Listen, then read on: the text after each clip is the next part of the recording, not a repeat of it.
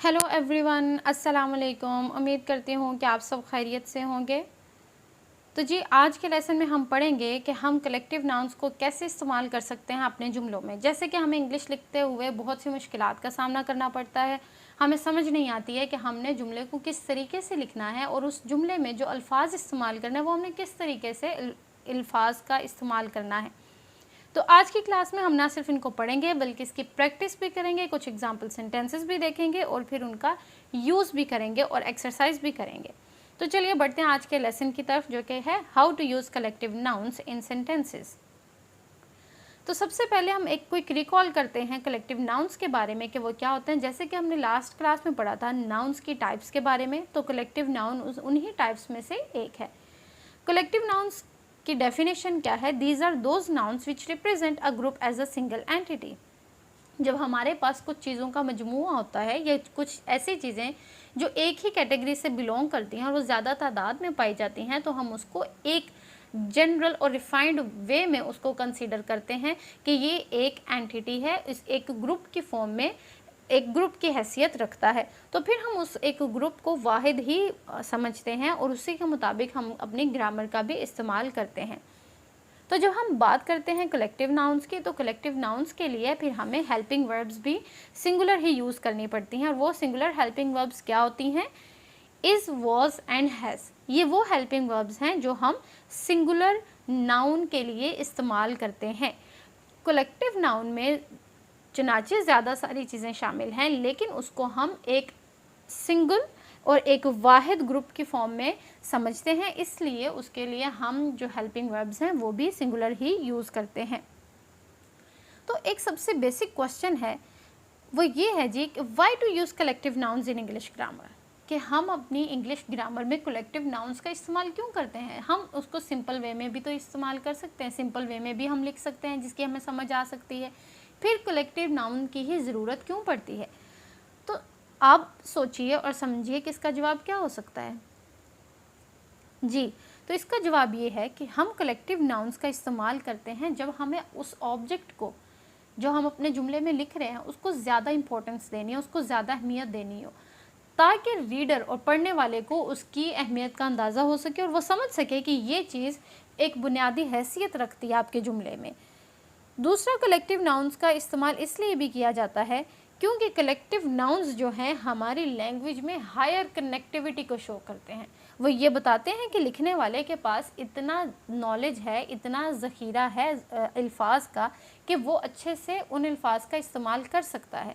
तो ये एक अच्छा रीडर पे इम्प्रेशन भी कास्ट करते हैं। उसके अलावा ये भी दिखाते हैं कि लिखने वाले के पास उसकी लैंग्वेज कॉम्पिटेंस कितनी है, कि वो कितना सोचता है, ये कितना उसके पास अल्फाज का ज़ख़ीरा और वो उसको कितने अच्छे तरीके से इस्तेमाल कर सकता है। तो आइए देखते हैं कि कौन से ऐसे कलेक्टिव नाउन्स हैं जिनको हम अपने सेंटेंसेस में इस्तेमाल कर सकते हैं। आप देखिएगा कि हमारे पास बेशुमार डिक्शनरीज़ हैं और उसमें बहुत सी किस्म के कलेक्टिव नाउन्स लिखे हैं और कलेक्टिव नाउन्स की वक़्त के साथ साथ उसके लेक्सिकल एंटिटीज़ में भी बड़ा इजाफा होता जा रहा है। तो आप भी इसको अपने नॉलेज को अपडेट रखिए और पढ़ते रहिए कि कौन कौन से कलेक्टिव नाउन्स अब न्यूली इंट्रोड्यूस हो रहे हैं या फिर हमने उनको ज़्यादा अच्छे से डिफ़ाइन कर लिया है। तो देखिए, हम कुछ कलेक्टिव नाउन्स इस लेसन में पढ़ते हैं और देखते हैं कि उनको किस तरह से जुमलों में इस्तेमाल कर सकते हैं। अ मॉब, क्या आप जानते हैं कि मॉब क्या होता है? मॉब का जो मीनिंग है वो किन के लिए इस्तेमाल कर सकते हैं, ये किस कैटेगरी को रिप्रेजेंट करता है? मॉब बेसिकली कहते हैं group of people that creates trouble और वायलेंस। कुछ ऐसे लोगों का ग्रोह या हजूम जो कि परेशानी या फिर किसी भी तरह के वायलेंस को क्रिएट करते हैं। तो जब आप अपने जुमले में इस्तेमाल करते हैं या फिर आप अपने जुमले में या किसी कॉन्टेक्स्ट में ये लिखना चाह रहे हैं कि कुछ ऐसे अफराद या अफराद का ग्रोह जो कि परेशानी या तबाही कर रहा था, तो इसके बजाय आप इस सारे को रिप्लेस कर सकते हैं एक लफ्ज़ के साथ, दैट इज़ अ मॉब। इसको हम जुमले में कैसे इस्तेमाल कर सकते हैं? एग्जाम्पल सेंटेंस देखिए, the police kept the mob under control. Simple, आपने वो पूरी लंबी फ्रेज़ को जो एक बहुत ज़्यादा वर्ड्स पे कंसिस्ट कर रही थी, जिसमें आपने कहा पीपल दैट क्रिएट्स ट्रबल और वायलेंस, उसको आपने सिंपल रिप्लेस कर दिया मॉब के साथ। The police kept the mob under control. कि पुलिस ने उन मॉब को, उन अफराद को कंट्रोल में कर लिया जो कि किसी भी तरह की तबाही या फिर वायलेंस को क्रिएट कर रहे थे। तो इस तरह से हम अपनी लैंग्वेज को ज़्यादा रिफ़ाइन कर सकते हैं, ज़्यादा अप्रोप्रिएट कर सकते हैं और सोफिस्टिकेटेड वे में अपने सेंटेंसेस लिख सकते हैं अगर हमारे पास हमारी लेक्सिकल चॉइस बहुत ज़्यादा है और हम जानते हैं कि कौन से वर्ड को कौन से कलेक्टिव नाउन से रिप्लेस कर सकते हैं। तो एक सिंपल सी मिसाल भी देखिए, आर्मी। आर्मी का लफ्ज़ हम शुरू से सुनते भी आते हैं, हम इसको जानते भी हैं कि आर्मी किसको कहते हैं। Obviously it is group of soldiers. सिपाही, जब बहुत ज़्यादा सिपाही मिल जाते हैं, इकट्ठे होते हैं, तो हम उसको आर्मी कहते हैं। आर्मी का क्या काम होता है? मुल्क की दफा करती है। तो the army of my country is very brave. तो अब यहाँ पर देखिए, army of my country is very brave, यहाँ पर हमने आर्मी के लिए जो हेल्पिंग वर्ब यूज़ किया है वो इज़ यूज़ किया है। वो क्यों यूज़ किया है? क्योंकि आर्मी जो है वो सिंगुलर एंटिटी के तौर पर हम इसको लेंगे, क्योंकि ये कलेक्टिव नाउन है और कलेक्टिव नाउन रिप्रेजेंट करते हैं सिंगुलर एंटिटी को, और सिंगुलर एंटिटी के लिए हमें हेल्पिंग वर्ब भी सिंगुलर लेने होते हैं। इसलिए हमने यहाँ पर आर्मी के साथ इज़ का इस्तेमाल किया। बिल्कुल इसी तरह से हमारे पास दूसरी मिसाल देखिए, क्राउड। क्राउड किसको कहते हैं? बहुत ही आसान, इसका हम अपने डेली लैंग्वेज में भी बहुत यूज़ करते हैं। It is a group of people. सादा ज़ुबान में जब कुछ लोग इकट्ठे हो जाते हैं तो हम उसको क्राउड कह देते हैं। इसका एग्जाम्पल सेंटेंस देखिए, last night there was a huge crowd in the concert. Concert में बहुत ज़्यादा लोग थे, बहुत ज़्यादा लोगों का हजूम था, तो आपने उसको क्राउड कह दिया। यहाँ पर क्राउड के साथ भी हमने हेल्पिंग वर्ब कौन सी लगाई है? सिंगुलर लगाई है। क्यों? क्योंकि ये एक कलेक्टिव नाउन है। तो कहीं भी देखिए हमने हेल्पिंग वर्ब प्लूरल यूज़ नहीं की, क्योंकि कलेक्टिव नाउन रिप्रेजेंट करते हैं सिंगुलर एंटिटी को। A herd, group of sheep को हम हर्ड कहते हैं। Heard is grazing peacefully in the pasture. तो यहाँ पर भी हमने कलेक्टिव नाउन हर्ड यूज़ किया और उसके साथ हेल्पिंग वर्ब इज़ यूज़ किया। बिल्कुल इसी तरह से अ फ्लॉक, फ्लॉक किसको कहते हैं? ग्रुप ऑफ बर्ड्स को। तो इसके लिए एग्जाम्पल सेंटेंस देखिए, a flock of birds is flying. तो इसमें हमने 3 कलेक्टिव नाउन्स पढ़े और तीनों के तीनों के साथ आप देखिए कि हेल्पिंग वर्ब भी सिंगुलर ही यूज़ की गई है। तो कुछ ऐसे कलेक्टिव नाउन्स हैं जिनकी एग्जाम्पल सेंटेंसेस आपने लिखने हैं। तो अपने नोट पैड्स अपने पास पकड़ लीजिए, पेन पेंसिल और नोटबुक पे लिखना चाहते हैं तो वो लिख लीजिए। एग्जाम्पल सेंटेंस आपने खुद से लिखने हैं और कमेंट बॉक्स में आप शेयर कर सकते हैं, और अगर आप चेक करवाना चाहते हैं तो भी कर सकते हैं। I am here for your correction. A fleet, what is fleet? Group of or collection of boats. What is a string? It is collection of pearls. A bouquet, collection of flowers. A bunch, group or collection of keys. A galaxy, collection of stars. तो इन 6 collective nouns के sentences आपने खुद से लिखने हैं, so that you will be having a practice. आपके अपनी एक प्रैक्टिस हो जाएगी और आपको लिखने में आसानी हो जाएगी कि आपने कलेक्टिव नाउन्स को जुमलों में कैसे इस्तेमाल करना है।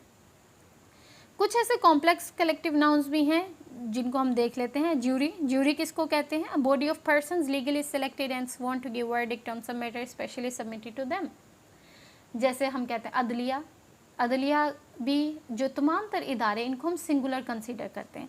क्यों? क्योंकि ये एक वन होल को रिप्रेजेंट करते हैं। तो हम जब कहते हैं कि अदालत ने ये फैसला कर दिया, ये अदालत ने ये कानून पास कर दिया, तो वो सिंगुलर एंटिटी कंसीडर करते हैं। जैसे हम कहते हैं jury has given a decision on this matter, तो ये ज्यूरी हैज़ गिवन, हैव ने यूज़ किया। क्यों? क्योंकि ये एक सिंगुलर है। बिल्कुल इसी तरह से फैमिली देखें, फैमिली भी एक कलेक्टिव नाउन है। जबकि फैमिली में बहुत ज़्यादा लोग हैं, जिसमें पेरेंट्स होते हैं, बच्चे होते हैं, चिल्ड्रन होते हैं, लेकिन उसको एक एज अ यूनिट कंसीडर करते हैं।